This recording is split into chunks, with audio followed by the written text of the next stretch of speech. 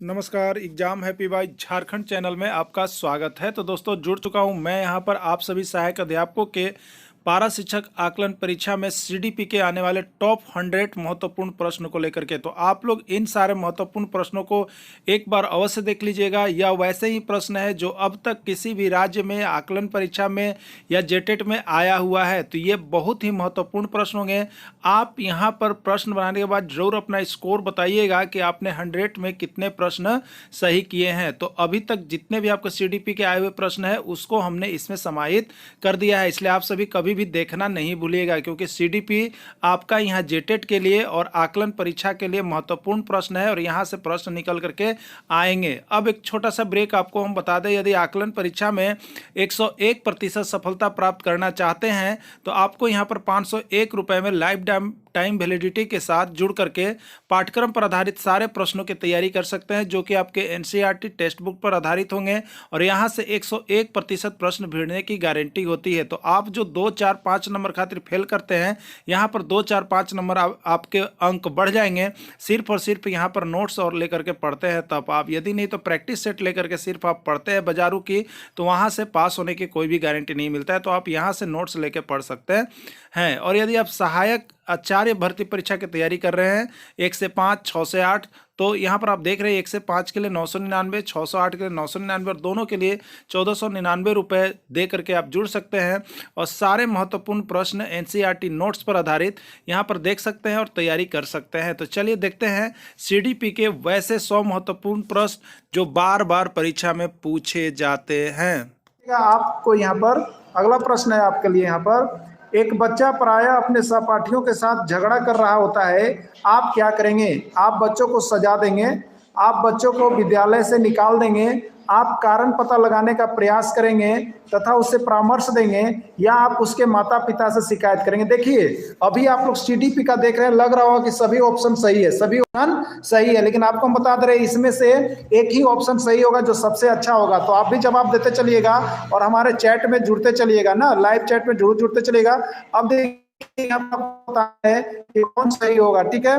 तो देखिए यहाँ पर हम क्या करेंगे, आप बच्चों को सजा देंगे, ये सही नहीं होगा, बच्चों को सजा नहीं चाहिए। आप बच्चों को विद्यालय से निकाल देंगे, ये भी सही ऑप्शन नहीं है। अगला आता है, देखिए, आप कारण का पता लगाने का प्रयास करेंगे, उससे परामर्श देंगे। तो इसमें सबसे उचित जो ऑप्शन है यही लग रहा है। क्या करेंगे? तो हम कारण पता लगाने का प्रयास करेंगे तथा उससे परामर्श देंगे, उससे जुड़ जाएंगे, ठीक है, उससे परामर्श देंगे हम। सबसे सटीक आंसर और सबसे सही आंसर यही होगा, ठीक है।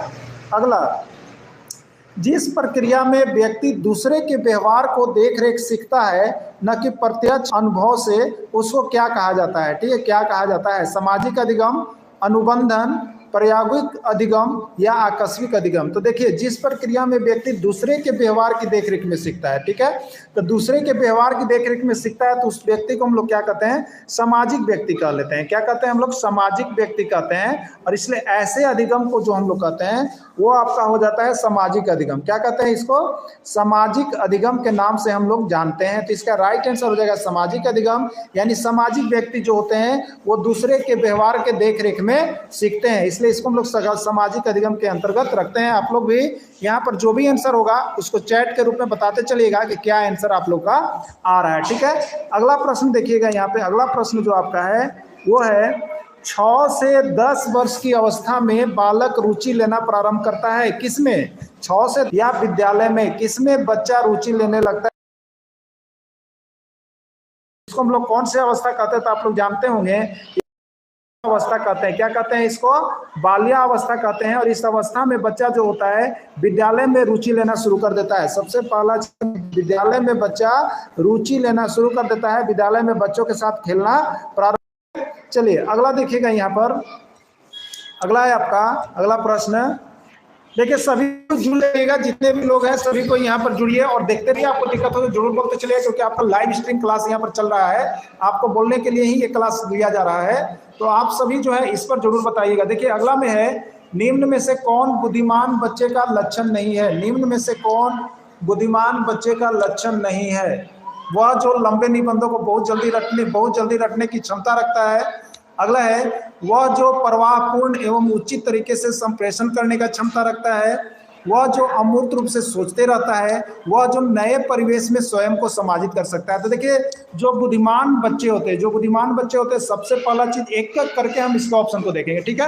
अब मेरे प्यारे मित्रों, अब जो हमारे चैनल से अभी तक आप लोग नहीं जुड़े हैं और यहाँ पर जो भी नोट्स परचेज कर रहे हैं, तो यदि आप भी चाहते हैं कि पारा शिक्षक आकलन परीक्षा, सहायक अध्यापक आकलन परीक्षा, जेटेट परीक्षा, सहायक आचार्य में भी हमें नोट्स की आवश्यकता पड़ती है, तो आपको सारे यहाँ पर देखिए एनसीईआरटी का नोट्स और पीडीएफ जो है आपको 501 रुपए में प्रोवाइड करवाए जा रहे हैं। आप यहाँ से जुड़ करके ले सकते हैं और तैयारी कर सकते हैं, ठीक है। तो चलिए यहाँ पर देखते हैं, सबसे पहला ऑप्शन दिया हुआ था क्या, वह जो लंबे निबंधों को बहुत जल्दी रटने की क्षमता रखता है। देखिए ऐसा बच्चा कभी भी बुद्धिमान नहीं हो सकता है। जो रटने की क्षमता रखता है वह बच्चा कभी बुद्धिमान हो ही नहीं सकता है, इसलिए यह सबसे गलत है, सबसे गलत है। यह बुद्धिमान बच्चा का लक्षण नहीं है। तो आपसे यही पूछा गया है कि इसमें से कौन बुद्धिमान बच्चा का लक्षण नहीं है, तो इसका राइट आंसर देखिए ए है। लेकिन आइए आगे वाले को भी हम लोग यहाँ डिस्कस कर लेते हैं। दूसरा है, वह जो प्रवाहपूर्ण एवं उचित तरीके से संप्रेषण करने की क्षमता रखता है।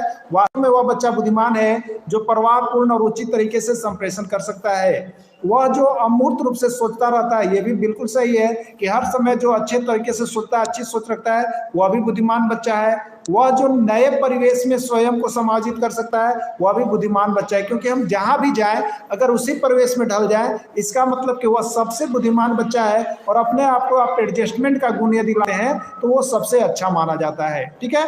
चलिए अगला देखिएगा, यहाँ पर अगला प्रश्न है। तो देखिए सीडीपी का अभी तक हमने यहाँ पर 10 से 15 क्लास आपको करवा चुके हैं। उन सारे क्लासेज को यदि आप देखना चाहते हैं तो देखिए आपको यहाँ पर मोबाइल नंबर हम बता देते हैं। मोबाइल नंबर 9631054226 पर संपर्क कर सकते हैं और सारे नोट्स और पीडीएफ यहाँ पर आकर के आप सभी लोग परचेज कर सकते हैं और यहाँ पर 101% सफलता पा सकते हैं। एनसीईआरटी का नोट्स से अच्छा कोई भी नोट्स नहीं होता है, ठीक है। बच्चे दुनिया के बारे में अपनी समझ का सृजन करते हैं, इसका श्रेय किसको जाता है। बच्चे दुनिया के बारे में अपनी समझ का सृजन करते हैं, इसका श्रेय किसको दिया जाता है, आपको बताना है। पियाजे को, पावलोव को, कोहलवर्ग को, या यहाँ पर किसको दिया जाता है, ठीक है, किसको दिया जाता है आपको बतलाना है ना। तो देखिएगा यहाँ पर कोहलवर्ग या स्किनर, क्या इसका राइट आंसर होगा। तो बच्चे दुनिया के बारे में अपनी समझ का सृजन करते हैं, इसका श्रेय जो है आपको यहाँ पर दिया जाता है पियाजे को, ठीक है। शिक्षा मनोविज्ञान की दृष्टि से निम्न में बच्चे अपने ज्ञान एवं स्वयं सृजन करते हैं। विद्यालय में आने से पहले बच्चों को कोई पूर्व ज्ञान नहीं होता है। अधिगम प्रक्रिया में बच्चों को कष्ट होता है, या बच्चे यथावत वही सीखते हैं जो उन्हें पढ़ाया जाता है। क्या किया जाता है देखिएगा।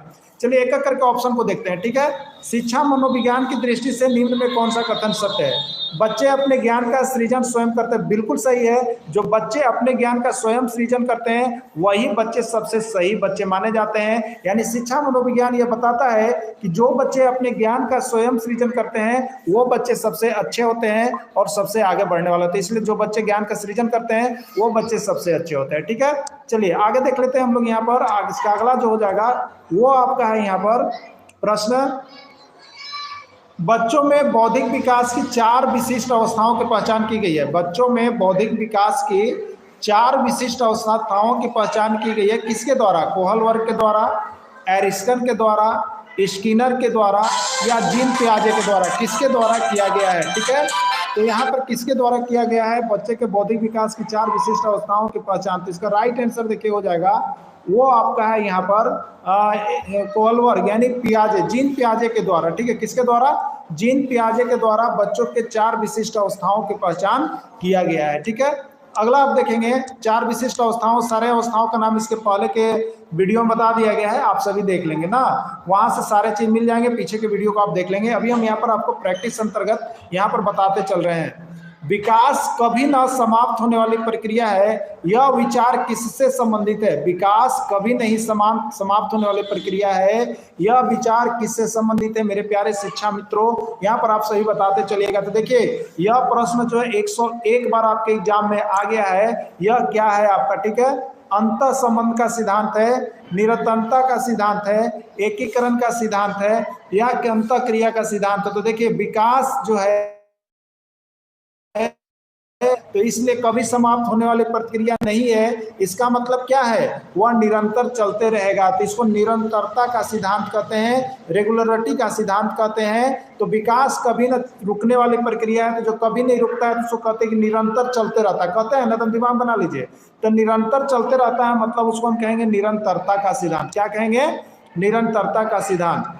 प्राथमिक स्तर पर एक शिक्षक में निम्न में से कौन सी विशेषता होनी चाहिए, प्राथमिक स्तर पर एक शिक्षक में निम्न में से कौन सी विशेषता होनी चाहिए, पढ़ाने की उत्सुकता, धैर्य और दृढ़ता, विषयों के ज्ञान में दक्षता, अति मानक भाषा में पढ़ाने की दक्षता। तो देखिए प्राथमिक स्तर पर जो शिक्षक होते हैं उनको सबसे अधिक धैर्य और दृढ़ता बनाए हुए रहना चाहिए। ये प्राथमिक स्तर के शिक्षक का सबसे अधिक विशेषता है। आपका आंसर क्या आ रहा है, आप सभी कमेंट बॉक्स में, चैट बॉक्स में जरूर करते चलिएगा। निम्न कक्षाओं में शिक्षण की खेल विधि आधारित होती है। देखिए जो कक्षाएं होती है उसमें क्या होती है, खेल विधि पर आधारित होता है। छोटे छोटे जो कक्षाएं चलती है उसमें क्या होता है, खेल विधि पर सारी चीजें आधारित होती है। कि ये खेल विधि पर आधारित होने का कारण क्या है, शारीरिक शिक्षा कार्यक्रम का सिद्धांत कारण है, शिक्षण की विधियों का सिद्धांत कारण है, या विकास एवं वृद्धि के मनोवैज्ञानिक सिद्धांत पर कार्य करता है, या शिक्षण के सामाजिक सिद्धांत पर कार्य करता है। देखिए जो खेल विधि होता है ना, खेल विधि, वो उसमें क्या होता है, विकास होता है, वृद्धि के मनोवैज्ञानिक, यानी विकास और वृद्धि के मनोवैज्ञानिक सिद्धांत के आधार पर यह कार्य किया जाता है। ठीक है, थोड़ा सा 1 मिनट आप रुक जाइएगा। हेलो, हाँ सर बोलिए।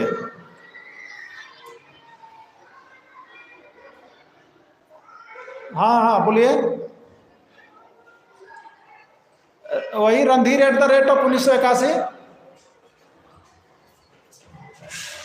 हाँ नहीं, सब छोटा है। हाँ आप ही तो बनाया था ना। हाँ ठीक,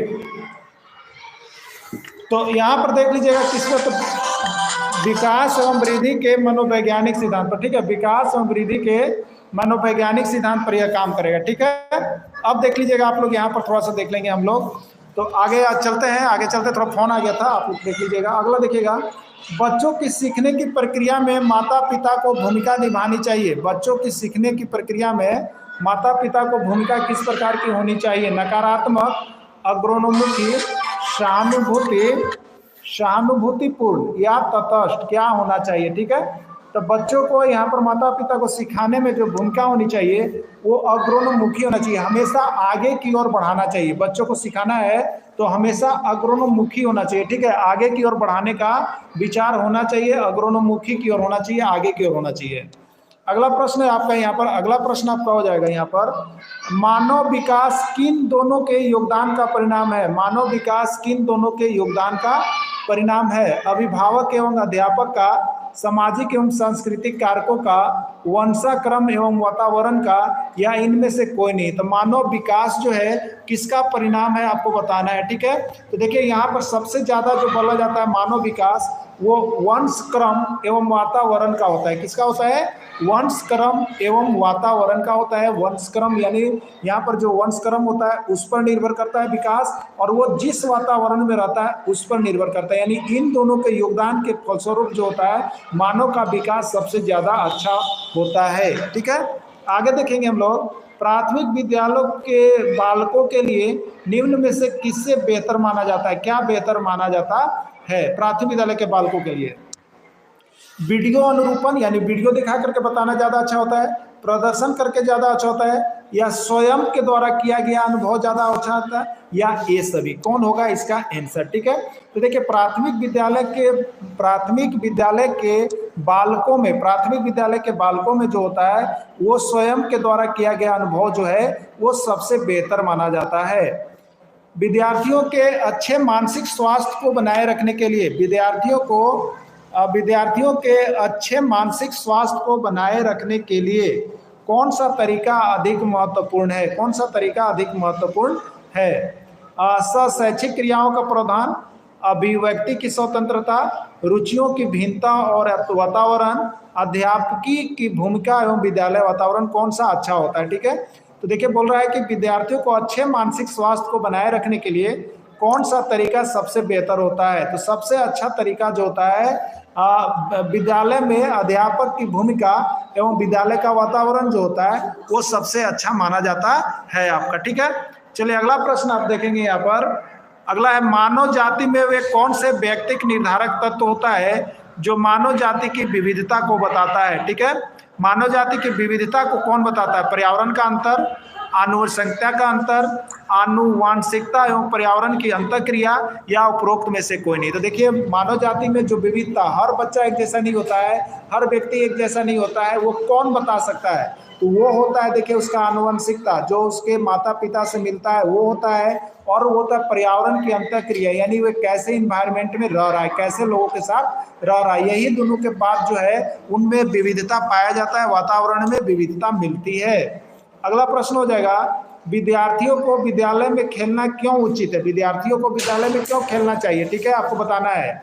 यह उन्हें शारीरिक रूप से सशक्त बनाएगा, यह शिक्षकों के लिए काम आसान करेगा, यह समय बिताने में सहायक होगा, या यह सहयोग, अनुशासन एवं शारीरिक संतुलन का विकास करेगा। क्या करेगा? ठीक है, देखिए आपको हम बता देते हैं, यहाँ पर जो है यह सहयोग, अनुशासन एवं शारीरिक संतुलन का विकास करेगा। कब? जब बच्चा यहाँ पर खेलेगा तब। बच्चा यहाँ पर खेलेगा तब, जब यहाँ पर उसको क्या विकास होगा? जब बच्चा खेलता है तब तो उसके सहयोग, अनुशासन और शारीरिक संतुलन का विकास करता है बच्चा को, क्योंकि खेल जो है बहुत कठिन प्रक्रिया है, इसमें बहुत ज़्यादा अनुशासन सीखता है लोग। ठीक है, और अपने शरीर का बैलेंस भी बनाए रखता है, और एक दूसरे का सहयोग की भी भावना होती है। तो खेल से तीन चीज़ों का बच्चों में बहुत अच्छी तरह से विकास होता है, क्योंकि उसमें सहयोग की भावना आ जाता है, उसमें अनुशासन का गुण आ जाता है, और शारीरिक संतुलन को बनाए रखने में भी सहयोग करता है। ठीक है, चलिए अगला देखिएगा, अभिप्रेरित शिक्षण का संकेत माना जाता है। अभिप्रेरित शिक्षण का संकेत माना जाता है। तुरंत 1 मिनट लाइन पर रहिएगा, बने रहिएगा, हम थोड़ा सा बात करके आपको बताते हैं। हेलो, तो वही तो है सर, रणधीर @1981। तो हो सकता है कैपिटल होगा, तो दिमाग ना हम ना कुछ बदलवाए हैं, वही रणधीर @1981। हाँ,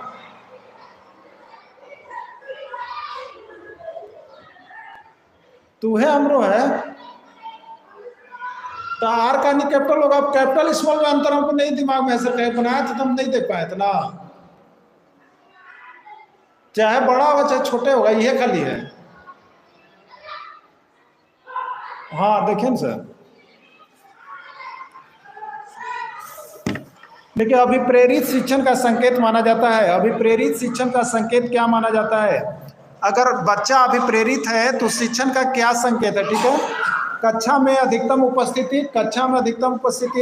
शिक्षक द्वारा किया गया उपचारात्मक कार्य, विद्यार्थियों द्वारा प्रश्न पूछना, या कक्षा में एकदम खामोशी, कौन सा अभिप्रेरित शिक्षक का संकेत माना जाता है? ठीक है, तो देखिए कौन सा माना जाता है, तो सबसे पहला चीज इसको हो जाएगा यहाँ पर, कक्षा में अधिकतम उपस्थिति, ये तो नहीं होगा। शिक्षक द्वारा किया गया उपचारात्मक कार्य, ये भी सही नहीं है। विद्यार्थियों द्वारा प्रश्न पूछना, ये बिल्कुल सही है। ठीक है, बिल्कुल सही है, क्योंकि यदि आपने अभिप्रेरित किया है, बच्चों को अभिप्रेरित शिक्षण दिया है, अच्छे शिक्षण आप दे रहे हैं, तो ये बच्चे उत्सुक होंगे। क्या होंगे?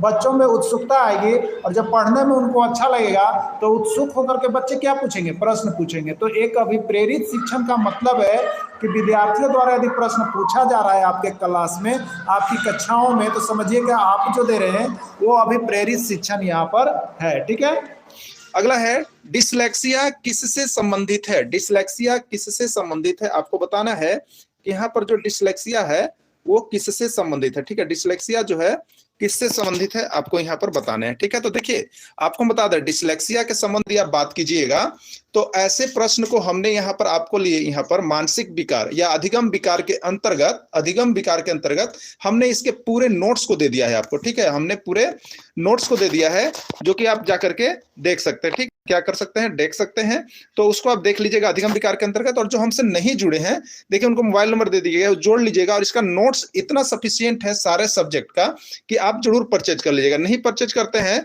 तो आप यहाँ पर नुकसान में जाते हैं। इस सभी जरूर इसको एक बार देखने का प्रयास कीजिएगा, ठीक है। तो देखिए हमने बताया था डिसलेक्सिया को याद रखिएगा। ये एक चीज अधिगम विकार जो है आपके एग्जाम में 100% छपना है तो छपना है। तो देखिए क्या होता है, लेक्सिया को याद रखिएगा लक्स से। क्या है लक्स? LUX, ठीक है। अगर बच्चा ये लक है तो जो बच्चा यहाँ पर पढ़ने वो क्या पढ़ेगा? लुक्स। क्या पढ़ेगा? लुक्स, ठीक है।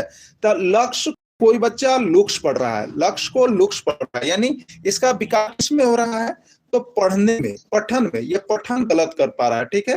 तो लेक्सिया से संबंधित जितना चीज आएगा तो उसको याद रखिएगा लक्ष्य, और बच्चा पढ़ रहा था लुक्स, और पढ़ने में कठिनाई महसूस। ये प्रश्न बार बार आपका जो है रिपीट कर रहा है, तो इसका पर है त्रुटियां वाला बच्चा करता है, वो सारा चीज बताया गया है, आप उसको जरूर देख लीजिएगा, ठीक है। अगला देखिएगा, विशेष आवश्यकता वाले बच्चों की शिक्षा उपलब्ध कराई जानी चाहिए। विशेष आवश्यकता वाले जो बच्चे हैं उनकी शिक्षा कैसे उपलब्ध कराई जानी चाहिए, कैसे उपलब्ध होनी चाहिए? अन्य सामान्य बालकों के साथ, विशेष विद्यालय में विशेष बालकों के लिए विशेष पद्धतियों का, विशेष विद्यालय में या विशेष विद्यालय में विशेष अध्यापकों के द्वारा किस प्रकार से विशेष आवश्यकता वाले बच्चों की शिक्षा उपलब्ध कराई जानी चाहिए। तो देखिए दोस्तों, यहाँ पर अगर एनसीएफ की बात करेंगे तो यहाँ पर आपको एनसीएफ राष्ट्रीय पाठ्यचर्या की रूपरेखा जो उसके आधार पर जो है क्या कहा गया है, तो उसके आधार पर जो है आपको यहाँ पर अन्य सामान्य बालकों के साथ, यानी जो बच्चे हैं उनको भी समान, जिसके लिए हम लोगों ने यहाँ पर एक प्रावधान किया है, वो समावेशी शिक्षा है, यानी इसका राइट आंसर जो है आपका यहाँ पर हो जाएगा। यहाँ पर देखिएगा क्या है, अन्य सामान्य बालकों के साथ विशेष विद्यालय में विशेष बालकों के लिए विकसित पद्धतियों द्वारा, विशेष विद्यालय में, और अगला है विशेष विद्यालय में विशेष अध्यापकों के द्वारा, ठीक है। तो देखिए विशेष आवश्यकता वाले बच्चों के लिए यहाँ पर अलग से हम लोग का विशेष विद्यालय में विशेष अध्यापकों द्वारा अर्जन करने का प्रयास किया गया है, ठीक है। आप देखते हैं कि एक विद्यार्थी बुद्धिमान है, आप देखते हैं कि एक विद्यार्थी बुद्धिमान है, तो आप क्या करेंगे? आप क्या करेंगे? पहला, उससे संतुष्ट रहेंगे, उससे अतिरिक्त गृह कार्य नहीं देंगे, वह जैसे अधिक प्रगति कर सके उसी तरह उसे अनुप्रेरित करेंगे, उसके अभिभावक को सूचित करेंगे कि वह बुद्धिमान है। क्या करेंगे? ठीक है, चलिए देखते हैं। एक बच्चा हमारे पास जो है जिन्हें इनको भी देना है, वह जैसा उसी तरह से उसको क्या करेंगे? अनुप्रेरित करेंगे। जिस तरह से बच्चा अधिक चाहता है, ठीक है, उससे अनुप्रेरित करेंगे। क्या हो जाएगा आपका? इसका राइट सी हो जाएगा, ठीक है, सी हो जाएगा। चलिए अगला देखिएगा आप यहाँ पर, सीखना समृद्ध हो सकता है। सीखना समृद्ध हो सकता है कब? कब सीखना बहुत अच्छा हो सकता है? कक्षा में अधिक से अधिक शिक्षण सामग्री का उपयोग किया जाए, ठीक है। दूसरा है, वास्तविक दुनिया से उदाहरणों को कक्षा में लाया जाए जिसमें विद्यार्थी एक दूसरे से अंतः क्रिया करे और शिक्षक उस प्रक्रिया को सुगम बनाए। तीसरा ऑप्शन है, शिक्षण में विभिन्न प्रकार के व्याख्यान और स्पष्टीकरण का प्रयोग करें। अगला है, कक्षा में औधिक परीक्षाओं पर अपेक्षित ध्यान दिया जाए। किस प्रकार से? देखिए आप सभी जो भी जुड़े हुए हैं कमेंट जरूर करते चलेगा, क्योंकि कमेंट करने के बाद जो है ना कि आप सभी जुड़ करके यहाँ पर तैयारी कर रहे हैं, तो जिनसे जितना अच्छा बन सके आप जरूर यहाँ पर कमेंट कीजिएगा, ठीक है। तो देखिए पहला है, चलते हैं एक एक करके इसको हम लोग डील करते हैं। सीखना कब समृद्ध होता है, कब बहुत अच्छा हम सीख सकते हैं?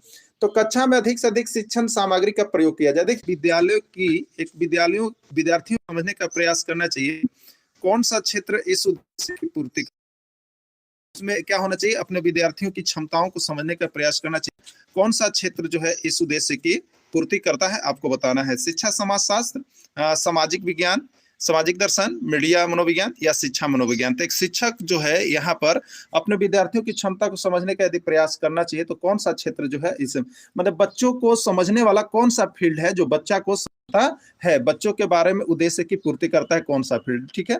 देखिए शिक्षा, अगला है सामाजिक दर्शन, अगला है मीडिया मनोविज्ञान, अगला है शिक्षा मनो।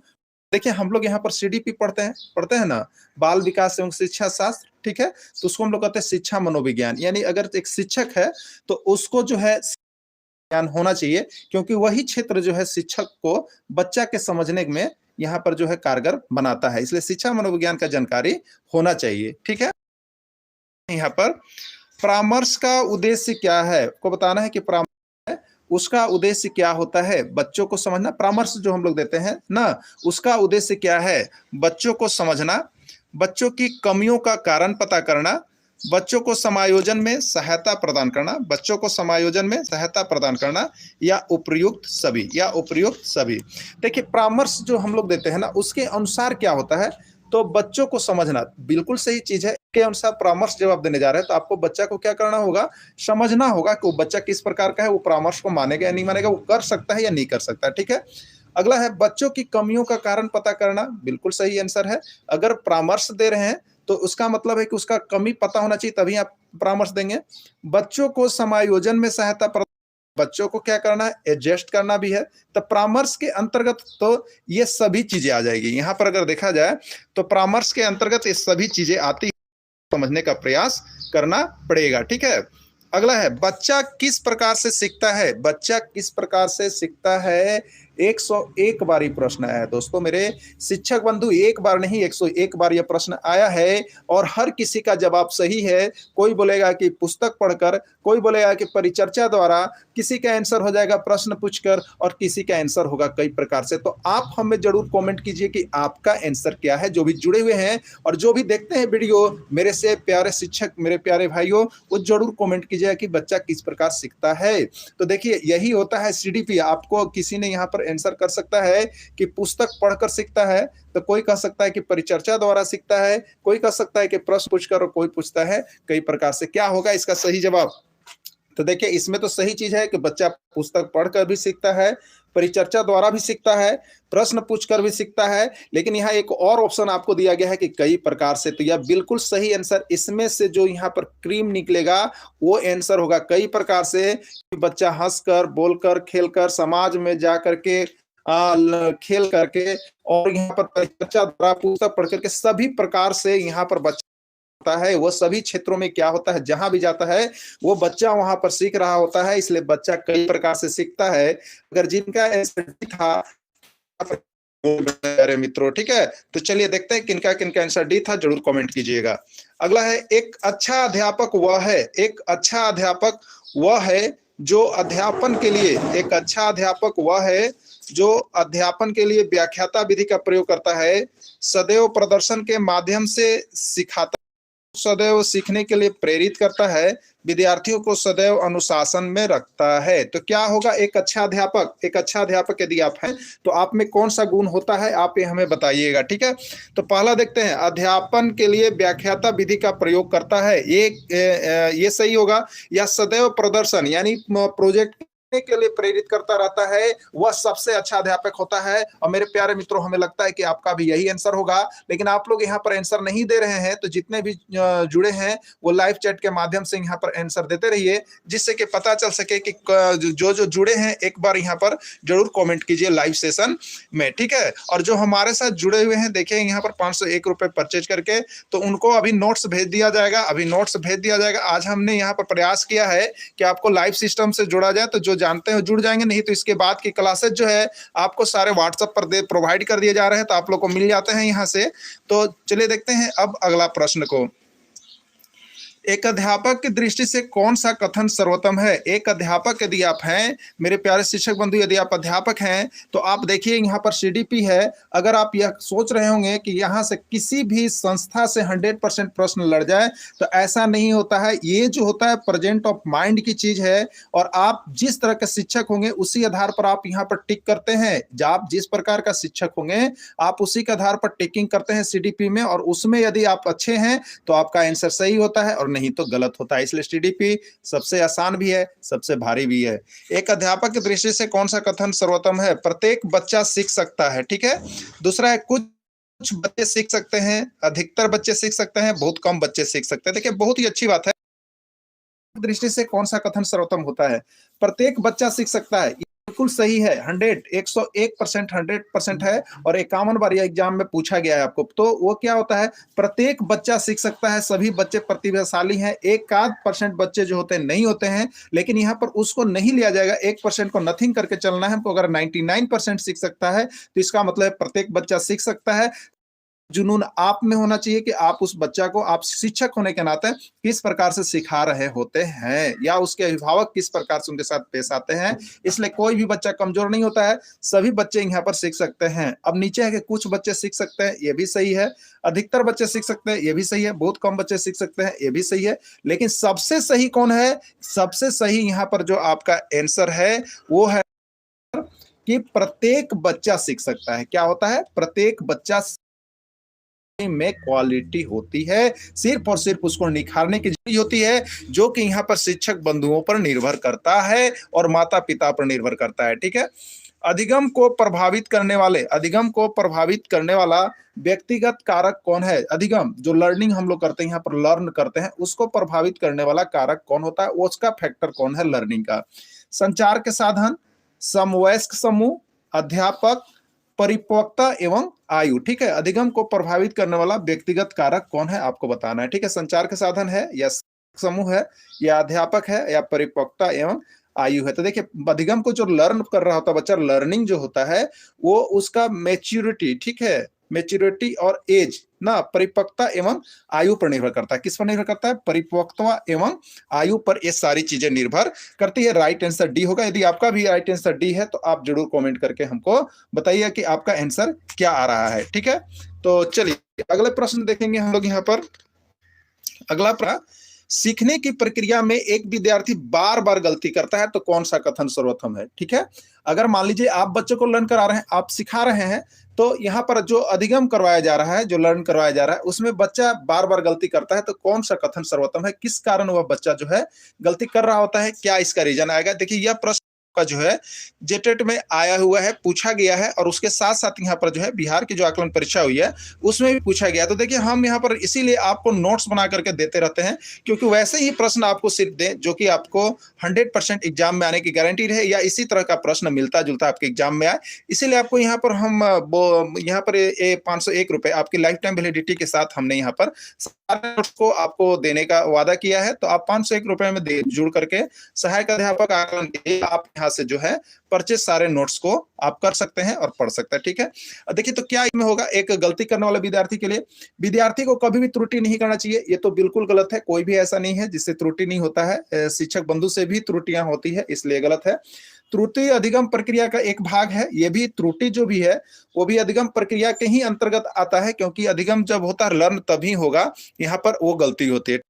विद्यार्थियों के लापरवाही के कारण त्रुटि होती है, ये भी सही है, और कभी कभी त्रुटि कर सकता है। तो क्या कुछ इसका आंसर होगा? देखिए, ये यहाँ पर जो है त्रुटि अगर कहा जाए तो यह त्रुटि किसका है? सही बात है कि अधिगम प्रक्रिया का ही एक भाग है, यही बिल्कुल राइट आंसर होगा। ये तो गलत हो गया, विद्यार्थी की लापरवाही के कारण त्रुटियां होती है और कभी कभी विद्यार्थी त्रुटि करते हैं, ये भी सही है, ये भी सही है। लेकिन सबसे सही जो है, ये त्रुटि होता क्यों है? तो यह अधिगम प्रक्रिया का ही एक भाग है, क्योंकि जब आप लर्न करेंगे तो आप त्रुटि करेंगे ही करेंगे, ये ऑटोमेटिक है। ठीक है। तो इसका राइट आंसर हो जाएगा त्रुटि अधिगम प्रक्रिया का एक भाग होता है। ठीक है।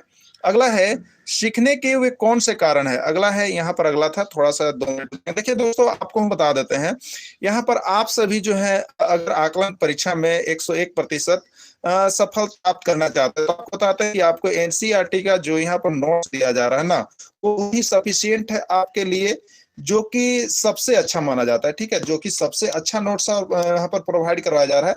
तो आप अभी तक जो भी नहीं जुड़ पाए होंगे वो अवश्य यहाँ पर जुड़ जाएंगे, क्योंकि देखिए आपको जुलाई से सारे नोट्स और पीडीएफ आपको यहाँ पर मिलेंगे, जो पढ़ाई हो रही है। यानी पर मंथ सब देखें तो 25 रुपए सिर्फ पड़ते हैं, जो कि आप सभी सहायक अध्यापकों के लिए बहुत ही सस्ते रेट पर यहाँ पर हमने इसको रखा है। तो जुड़ करके सारे नोट पीडीएफ और डेली आपको तैयारी करवाई जा रही है, साथ साथ में लाइव क्लास भी हम आपको प्रोवाइड करवाएंगे। तो सारी चीजों को, शिक्षार्थी का शारीरिक एवं मानसिक विकास बिल्कुल सही है। सीखने के लिए शिक्षार्थी का शारीरिक और मानसिक विकास कैसा होना चाहिए? अच्छा होना चाहिए। प्रेरणा और बुद्धि का अनुप्रेरण, यानी जिसको आप सिखा रहे होंगे उसको प्रेरणा आप दें, और उसको अचीवमेंट करता है उसका आप मोटिवेशन का स्तर कैसा है ये भी होना चाहिए। उत्सुकता और इच्छा शक्ति, यानी अगर बच्चा सीखने वाला है उसमें उत्सुकता और इच्छा शक्ति भी होनी चाहिए, तभी वह क्या हो सकता है, उपरोक्त सभी, यानी इसमें राइट आंसर हो जाएगा। इस सीखने के स्तर को प्रभावित करते हैं। यदि ये सभी गुण बच्चा में पाया जाता है तो बच्चा बहुत ही अच्छी तरह से सीख सकता है। ठीक है। चलिए अगला है, निम्न में से कौन सा शिक्षण कुशलता से संबंधित है? कुशलता से संबंधित है आपको बताना है, श्यामपट्ट पर लिखना, प्रश्नों को हल करना, प्रश्न पूछना, ये सभी बिल्कुल सही है। तो कुशलता, शिक्षण कुशलता, अगर एक बच्चा शिक्षण में कुशल है तो वो श्यामपट्ट पर भी लिखेगा, प्रश्न को भी हल करेगा और प्रश्न भी पूछेगा, यानी ये सभी इसका बिल्कुल। एक बात आप गौर कीजिएगा, कभी कभी आपका जो सीडीपी होता है ना उसमें सभी करके देते हैं, तो देखिएगा अगर 10 प्रश्न सभी वाला है तो उसमें 8 को सभी वाला बिल्कुल सही होता है। तो लगभग सभी वाले जो होते हैं अगर आप एक बार पढ़िएगा तो आपको क्लियर हो जाएगा कि सभी वाला होगा या नहीं होगा, ठीक है। एक अभिभावक आपसे मिलने के लिए विद्यालय में कभी नहीं आता है, आप क्या करेंगे बताइएगा। देखिए एक शिक्षक बंधु हैं आप सभी, एक अभिभावक आपसे मिलने के लिए विद्यालय में कभी भी नहीं आ रहा है, आप क्या करोगे बताइएगा हमें। बच्चे की उपेक्षा करेंगे, अभिभावक को लिखेंगे, आप स्वयं उनसे मिलने जाएंगे, या बच्चों को दंड देना शुरू करेंगे। देखिए यहाँ पर तो हम लोग यहाँ पर क्या करते हैं, देखिए ज्यादा लोग बच्चों की उपेक्षा भी करने लगते हैं, हर दिन उसको चिढ़ाने लगते हैं कि इसका बच्चा नहीं आया, ठीक है। कुछ कुछ लोग अभिभावक को लिखते भी है, लेकिन पता है ये लिखने से क्या होगा, जब आप बार बार बुलाए हैं और वो नहीं आए हैं तो लिखने से भी, तो कुछ लोग ऐसे भी लिखे हैं। अब बच्चों को दंड देना, कुछ लोग तो है कि आज क्यों नहीं आया तुम्हारा पिताजी, तो उसको भी पिटाई करने लगता है कि तुम नहीं बुलाओगे। लेकिन इसमें सबसे अधिक है कि अगर आपने बार बार बुलाया और आपसे मिलने के लिए उसे अभिभावक नहीं आ रहे हैं तो अच्छे शिक्षक यदि है तो आप स्वयं उनसे मिलने के लिए विद्यालय जाएंगे। इसका बिल्कुल राइट आंसर जो होगा आपका सही होगा, तो आप सभी का सी आंसर होगा। जिज्ञासा शांत करनी चाहिए। देखिए कोई कोई बच्चा जो होता है यहाँ पर जिज्ञासु होता है और बहुत कुछ पूछता है आपसे, ठीक है।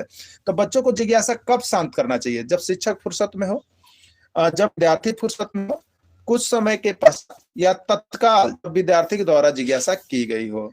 तो देखिए बच्चों की जिज्ञासा शांत कब करनी चाहिए, जब शिक्षक फुर्सत में हो, ये बिल्कुल गलत बात है। यानी जिज्ञासा जब उत्पन्न किया गया उसमें आपको जवाब देना है, जब विद्यार्थी फुर्सत में हो ऐसी बात नहीं है, कुछ समय के पश्चात ऐसे नहीं। हाँ एक ही कर सकता है, कब, जब आपको पूछा गया, आपको उससे संबंधित जानकारी है तो आप कुछ समय के बाद उसको जवाब देंगे, ठीक है। लेकिन यदि आपको आता है तो जिज्ञासा शांत करने का सबसे सही आंसर जो होगा एकदम तत्काल में दीजिए, और कब, जब विद्यार्थी के द्वारा जिज्ञासा उत्पन्न किया गया हो उसी समय आप देंगे, ठीक है। जब विद्यार्थी के द्वारा जिज्ञासा उत्पन्न किया गया हो उसी समय आप उसका, तभी बच्चों की जिज्ञासा शांत हो सकती है, ठीक है।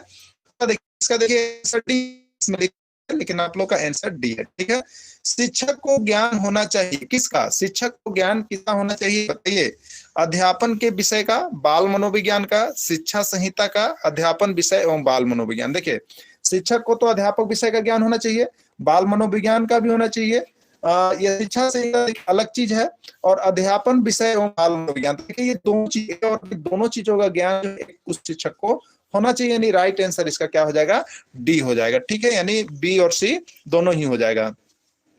शिक्षक एवं विद्यार्थी के मध्य कैसा संबंध होना चाहिए, शिक्षक एवं विद्यार्थी के मध्य कैसा संबंध होना चाहिए, स्नेह का, विश्वास का, सम्मान का, या उपयोग सभी। तो शिक्षक एवं विद्यार्थी के मध्य कैसा संबंध होना चाहिए, स्नेह, विश्वास, सम्मान, या ये सभी। तो शिक्षक और विद्यार्थी के बीच स्नेह का भी संबंध होना चाहिए, विश्वास का भी होना चाहिए, सम्मान का भी होना चाहिए, यानी इसका राइट आंसर हो जाएगा ये सभी होना चाहिए शिक्षक और विद्यार्थी के मध्य यदि संबंध है तो, ठीक है। बच्चों में नैतिकता की स्थापना के लिए सर्वोत्तम मार्ग है, बच्चों में नैतिकता की स्थापना के लिए सर्वोत्तम मार्ग क्या होता है, उन्हें धार्मिक पुस्तकें पढ़ा करना चाहिए, शिक्षक का आदर्श रूप में व्यवहार करना चाहिए, उनका मूल्य शिक्षा पर मूल्यांकन करना चाहिए, उन्हें प्रातःकालीन सभा में उपस्थित होना चाहिए, ठीक है। तो देखिए बच्चों में जो नैतिकता स्थापित होती है ना, आपको हम बता दें जो बच्चों में नैतिकता स्थापित होती है उसका सबसे जो सुंदर रूप होता है उसका शिक्षक ही होता है। शिक्षक का आदर्श रूप में व्यवहार, यानी जो बच्चा विद्यालय जा रहा है उसके सामने जो शिक्षक खड़े होते हैं उसी का आदर्श रूप जो होता है बच्चों में नैतिकता का यहाँ पर व्यवहार करते हैं, यानी शिक्षक के द्वारा जो बताया जाता है उसको वो सर्वोपरि मानता है, और उस है, यानी शिक्षा का आदर्श रूप जो होगा वो की नैतिकता। विशेष आवश्यकता वाले बच्चों की शिक्षा उपलब्ध कराई जानी चाहिए, विशेष आवश्यकता वाले जो बच्चे हैं उनकी शिक्षा कैसे उपलब्ध कराई जानी चाहिए, कैसे उपलब्ध होनी चाहिए, अन्य सामान्य बालकों के साथ, विशेष विद्यालय में विशेष बालकों के लिए विशेष पद्धतियों का, विशेष विद्यालय में या विशेष विद्यालय में विशेष अध्यापकों के द्वारा किस प्रकार से विशेष आवश्यकता वाले बच्चों की शिक्षा उपलब्ध कराई जानी चाहिए। तो देखिए दोस्तों यहाँ पर अगर एनसीएफ की बात करेंगे तो यहाँ पर आपको एनसीएफ राष्ट्रीय पाठचर्या की रूपरेखा जो उसके आधार पर जो है क्या कहा गया है, तो उसके आधार पर जो है आपको यहाँ पर अन्य सामान्य बालकों के साथ, यानी जो बच्चे हैं उनको भी समान, जिसके लिए हम लोगों ने यहाँ पर एक प्रावधान किया है वो समावेशी शिक्षा है, यानी इसका राइट आंसर जो है आपका यहाँ पर हो जाएगा यहाँ पर देखिएगा क्या है, अन्य सामान्य बालकों के साथ विशेष विद्यालय में विशेष बालकों के लिए विकसित पद्धतियों द्वारा, विशेष विद्यालय में, और अगला है विशेष विद्यालय में विशेष अध्यापकों के द्वारा। ठीक है, तो देखिए विशेष आवश्यकता वाले बच्चों के लिए यहाँ पर अलग से हम लोग का विशेष विद्यालय में विशेष अध्यापकों द्वारा अर्जन करने का प्रयास किया गया है। ठीक है, आप देखते हैं कि एक विद्यार्थी बुद्धिमान है, आप देखते हैं कि एक विद्यार्थी बुद्धिमान है, तो आप क्या करेंगे? आप क्या करेंगे? पहला, उससे संतुष्ट रहेंगे, उससे अतिरिक्त गृह कार्य नहीं देंगे, वह जैसे अधिक प्रगति कर सके उसी तरह उसे अनुप्रेरित करेंगे, उसके अभिभावक को सूचित करेंगे कि वह बुद्धिमान है। क्या करेंगे? ठीक है, चलिए देखते हैं। एक बच्चा हमारे पास जो है, जिन्हें इनको भी देना है, वह जैसा उसी तरह से उसको क्या करेंगे? अनुप्रेरित करेंगे। जिस तरह से बच्चा अधिक चाहता है, तो ठीक है, उससे अनुप्रेरित करेंगे। क्या हो जाएगा आपका? इसका राइट सी हो जाएगा। ठीक है, सी हो जाएगा। चलिए अगला देखिएगा आप यहाँ पर, सीखना समृद्ध हो सकता है। सीखना समृद्ध हो सकता है कब? कब सीखना बहुत अच्छा हो सकता है? कक्षा में अधिक से अधिक शिक्षण सामग्री का उपयोग किया जाए। ठीक है, दूसरा है वास्तविक दुनिया से उदाहरणों को कक्षा में लाया जाए, जिसमें विद्यार्थी एक दूसरे से अंतः क्रिया करे और शिक्षक उस प्रक्रिया को सुगम बनाए। तीसरा ऑप्शन है शिक्षण में विभिन्न प्रकार के व्याख्यान और स्पष्टीकरण का प्रयोग करें।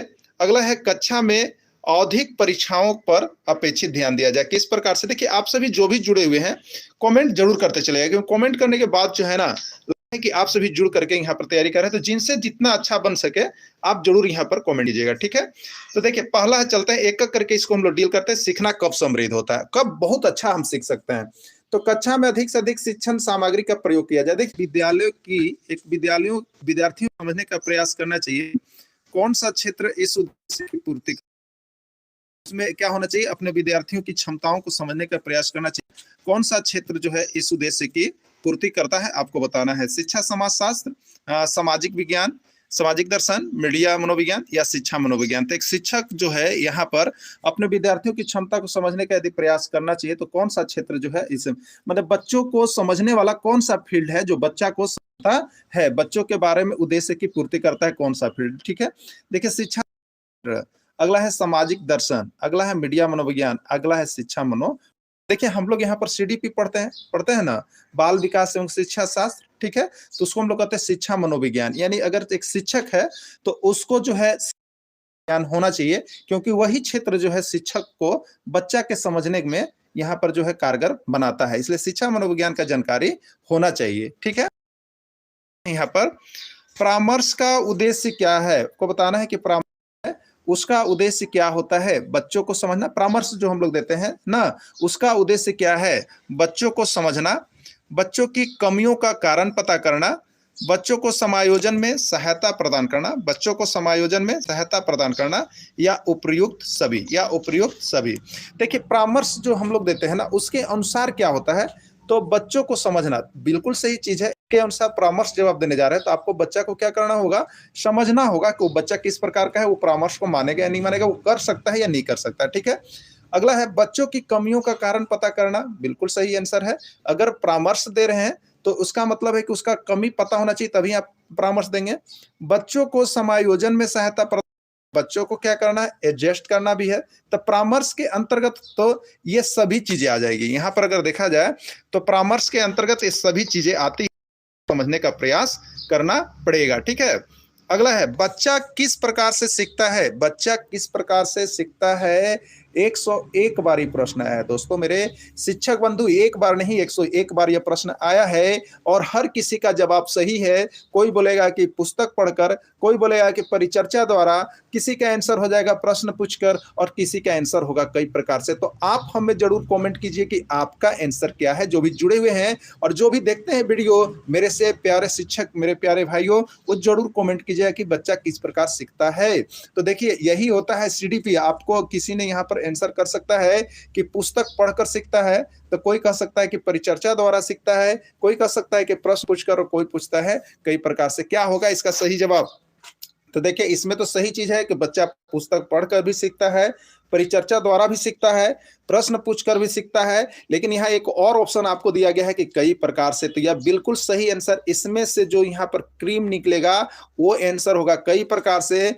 बच्चा हंसकर, बोलकर, खेलकर, समाज में जा करके खेल करके और यहाँ पर परिचर्चा द्वारा पुस्तक पढ़ करके सभी प्रकार से यहाँ पर बच्चा होता है। वो सभी क्षेत्रों में क्या होता है, जहां भी जाता है वो बच्चा वहां पर सीख रहा होता है, इसलिए बच्चा कई प्रकार से सीखता है। अगर जिनका आंसर था अरे मित्रों, ठीक है, तो चलिए देखते हैं किनका किनका आंसर डी था, जरूर कमेंट कीजिएगा। अगला है एक अच्छा अध्यापक वह है, एक अच्छा अध्यापक वह है जो अध्यापन के लिए, एक अच्छा अध्यापक वह है जो अध्यापन के लिए व्याख्याता विधि का प्रयोग करता है, सदैव प्रदर्शन के माध्यम से सिखाता, सदैव सीखने के लिए प्रेरित करता है, विद्यार्थियों को सदैव अनुशासन में रखता है। तो क्या होगा एक अच्छा अध्यापक? एक अच्छा अध्यापक यदि आप हैं तो आप में कौन सा गुण होता है, आप ये हमें बताइएगा, ठीक है। तो पहला देखते हैं, अध्यापन के लिए व्याख्याता विधि का प्रयोग करता है, ये सही होगा। या सदैव प्रदर्शन यानी प्रोजेक्ट के लिए प्रेरित करता रहता है, वह सबसे अच्छा अध्यापक होता है। और मेरे प्यारे मित्रों, हमें लगता है कि आपका भी यही आंसर होगा, लेकिन आप लोग यहाँ पर आंसर नहीं दे रहे हैं, तो जितने भी जुड़े हैं वो लाइव चैट के माध्यम से यहाँ पर आंसर देते रहिए, जिससे कि पता चल सके कि जो जो जुड़े हैं एक बार यहाँ पर जरूर कमेंट कीजिए लाइव सेशन में, ठीक है। और जो हमारे साथ जुड़े हुए हैं, देखिए यहाँ पर 501 रुपए परचेज करके, तो उनको अभी नोट्स भेज दिया जाएगा, अभी नोट्स भेज दिया जाएगा। आज हमने यहाँ पर प्रयास किया है कि आपको लाइव सिस्टम से जोड़ा जाए, तो जो जानते हैं जुड़ जाएंगे, नहीं तो इसके बाद की क्लासेस जो है आपको सारे व्हाट्सएप पर प्रोवाइड कर दिए जा रहे हैं, तो आप लोग को मिल जाते हैं यहाँ से। तो चलिए देखते हैं अब अगला प्रश्न को। एक अध्यापक की दृष्टि से कौन सा कथन सर्वोत्तम है? एक अध्यापक यदि आप हैं, मेरे प्यारे शिक्षक बंधु, यदि आप अध्यापक हैं तो आप देखिए यहाँ पर सीडीपी है। अगर आप यह सोच रहे होंगे कि यहाँ से किसी भी संस्था से 100% प्रश्न लड़ जाए, तो ऐसा नहीं होता है। ये जो होता है प्रेजेंट ऑफ माइंड की चीज है, और आप जिस तरह के शिक्षक होंगे उसी आधार पर आप यहाँ पर टिक करते हैं। आप जिस प्रकार का शिक्षक होंगे आप उसी के आधार पर टिकिंग करते हैं सीडीपी में, और उसमें यदि आप अच्छे हैं तो आपका आंसर सही होता है, और नहीं तो गलत होता है। इसलिए सीडीपी सबसे आसान भी है, सबसे भारी भी है। एक अध्यापक की दृष्टि से कौन सा कथन सर्वोत्तम है? प्रत्येक बच्चा सीख सकता है, ठीक है। दूसरा है कुछ बच्चे सीख सकते हैं, अधिकतर बच्चे सीख सकते हैं, बहुत कम बच्चे सीख सकते हैं। देखिए बहुत ही अच्छी बात है। दृष्टि से कौन सा कथन सर्वोत्तम होता है? प्रत्येक बच्चा सीख सकता है, बिल्कुल सही है। 101% 100% है, और 51 बार यह एग्जाम में पूछा गया है आपको। तो वो क्या होता है, प्रत्येक बच्चा सीख सकता है, सभी बच्चे प्रतिभाशाली हैं। 1% बच्चे जो होते हैं नहीं होते हैं, लेकिन यहाँ पर उसको नहीं लिया जाएगा, 1% को नथिंग करके चलना है हमको। अगर 99% सीख सकता है तो इसका मतलब प्रत्येक बच्चा सीख सकता है। जुनून आप में होना चाहिए कि आप उस बच्चा को, आप शिक्षक होने के नाते किस प्रकार से सिखा रहे होते हैं, या उसके अभिभावक किस प्रकार से उनके साथ पेश आते हैं। इसलिए कोई भी बच्चा कमजोर नहीं होता है, सभी बच्चे यहाँ पर सीख सकते हैं। अब नीचे है कि कुछ बच्चे सीख सकते हैं, ये भी सही है। अधिकतर बच्चे सीख सकते हैं, ये भी सही है। बहुत कम बच्चे सीख सकते हैं, ये भी सही है। लेकिन सबसे सही कौन है? सबसे सही यहाँ पर जो आपका आंसर है वो है कि प्रत्येक बच्चा सीख सकता है। क्या होता है? प्रत्येक बच्चा में क्वालिटी होती है, सिर्फ और सिर्फ उसको निखारने की जरूरत होती है, जो कि यहाँ पर शिक्षक बंधुओं पर निर्भर करता है और माता पिता पर निर्भर करता है, ठीक है। अधिगम को प्रभावित करने वाले, अधिगम को प्रभावित करने वाला व्यक्तिगत कारक कौन है? अधिगम जो लर्निंग हम लोग करते हैं, यहाँ पर लर्न करते हैं, उसको प्रभावित करने वाला कारक कौन होता है? उसका फैक्टर कौन है लर्निंग का? संचार के साधन, समवयस्क समूह, अध्यापक, परिपक्वता एवं आयु, ठीक है। अधिगम को प्रभावित करने वाला व्यक्तिगत कारक कौन है आपको बताना है, ठीक है। संचार के साधन है, या समूह है, या अध्यापक है, या परिपक्वता एवं आयु है। तो देखिए अधिगम को जो लर्न कर रहा होता है बच्चा, लर्निंग जो होता है वो उसका मैच्योरिटी, ठीक है, मैच्योरिटी और एज ना, परिपक्वता एवं आयु पर निर्भर करता है। किस पर निर्भर करता है? परिपक्वता एवं आयु पर ये सारी चीजें निर्भर करती है। राइट आंसर डी होगा। यदि आपका भी राइट आंसर डी है तो आप जरूर कमेंट करके हमको बताइए कि आपका आंसर क्या आ रहा है, ठीक है। तो चलिए अगले प्रश्न देखेंगे हम लोग यहाँ पर। अगला प्रश्न, सीखने की प्रक्रिया में एक विद्यार्थी बार बार गलती करता है, तो कौन सा कथन सर्वोत्तम है, ठीक है। अगर मान लीजिए आप बच्चों को लर्न करा रहे हैं, आप सिखा रहे हैं, तो यहाँ पर जो अधिगम करवाया जा रहा है, जो लर्न करवाया जा रहा है, उसमें बच्चा बार बार गलती करता है, तो कौन सा कथन सर्वोत्तम है? किस कारण वह बच्चा जो है गलती कर रहा होता है? क्या इसका रीजन आएगा? देखिए यह प्रश्न का जो है जेटेट में आया हुआ है, पूछा गया है, और उसके साथ साथ यहाँ पर जो है बिहार की जो आकलन परीक्षा हुई है उसमें भी पूछा गया। तो देखिए हम यहाँ पर इसीलिए आपको नोट्स बना करके देते रहते हैं, क्योंकि वैसे ही प्रश्न आपको सिर्फ दें जो कि आपको 100% एग्जाम में आने की गारंटी रहे, या इसी तरह का प्रश्न मिलता जुलता आपके एग्जाम में आए। इसीलिए आपको यहाँ पर हम यहाँ पर 501 रुपए आपकी लाइफ टाइम वैलिडिटी के साथ हमने यहाँ पर सारे नोट्स को आपको देने का वादा किया है। तो आप 501 रुपए में जुड़ करके सहायक अध्यापक आकलन के लिए आप यहाँ से जो है परचेज सारे नोट्स को आप कर सकते हैं और पढ़ सकते हैं। ठीक है, देखिए तो क्या इसमें होगा, एक गलती करने वाले विद्यार्थी के लिए, विद्यार्थी को कभी भी त्रुटि नहीं करना चाहिए, ये तो बिल्कुल गलत है। कोई भी ऐसा नहीं है जिससे त्रुटि नहीं होता है, शिक्षक बंधु से भी त्रुटियां होती है, इसलिए गलत है। त्रुटि अधिगम प्रक्रिया का एक भाग है, ये भी त्रुटि जो भी है वो भी अधिगम प्रक्रिया के ही अंतर्गत आता है, क्योंकि अधिगम जब होता है लर्न तभी होगा, यहाँ पर वो गलती होती है।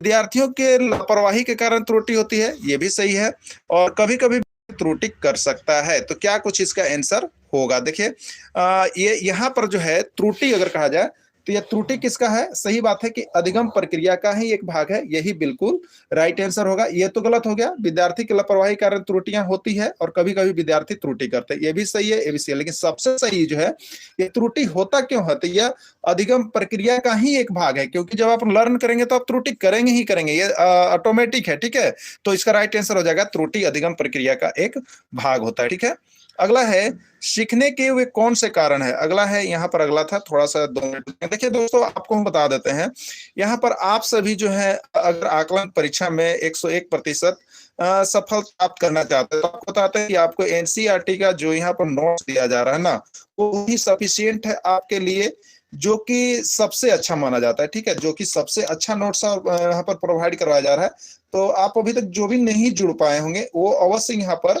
जुड़ जाएंगे, क्योंकि देखिए आपको जुलाई से सारे नोट्स और पीडीएफ आपको यहाँ पर मिलेंगे जो पढ़ाई हो रही है, यानी पर मंथ सब देखें तो 50 रुपए सिर्फ पड़ते हैं, जो कि आप सभी सहायक अध्यापकों के लिए बहुत ही सस्ते रेट पर यहाँ पर हमने इसको रखा है। तो जुड़ करके सारे नोट पीडीएफ और डेली आपको तैयारी करवाई जा रही है, साथ साथ में लाइव क्लास भी हम आपको प्रोवाइड करवाएंगे। तो सारी चीजों को, शिक्षार्थी का शारीरिक एवं मानसिक विकास बिल्कुल सही है, सीखने के लिए शिक्षार्थी का शारीरिक और मानसिक विकास कैसा होना चाहिए, अच्छा होना चाहिए।